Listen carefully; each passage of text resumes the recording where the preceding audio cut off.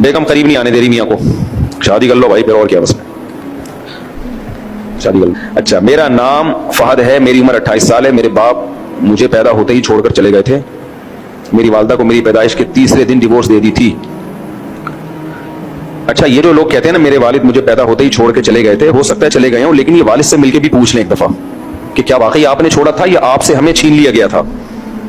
بہت دفعہ مائیں اپنے بچے کو باپ سے الگ کر دیتی ہیں, زندگی بھر باپ ملنے کی کوشش کرتا ہے, ملواتی نہیں ہے, اور بچے کو یہ سمجھا رہی ہوتی ہے دیکھو تمہارا باپ تم سے ملنے نہیں آتا.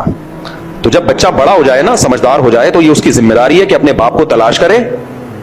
یہ کلپ چلا دینا اس پہ, اور تلاش کر کے اس سے پوچھے کہ کیا واقعی آپ نے مجھے چھوڑا بھی ہے یا نہیں. ہو سکتا ہے وہ آپ کی یاد میں رو رو کے پاگل ہو گیا ہو. تو اس لیے نہ ماں کے خلاف جاؤ نہ باپ کے خلاف جاؤ. ون سائیڈڈ بات سن کے کبھی بھی ایک دوسرے کے خلاف نہیں ہو. بعض دفعہ الٹا بھی ہوتا ہے معاملہ. ہوتا یہ ہے کہ باپ چھین لیتا ہے بچوں کو ماں سے, اور ماں بالکل اس کو ٹھڈا مار کے باہر نکال دیتا ہے.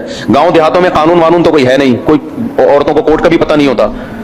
پھر یہی باپ, ایسے کیسز کم ہوتے ہیں, زیادہ تر تو یہ ماؤں کی طرف سے ہی ہوتا ہے.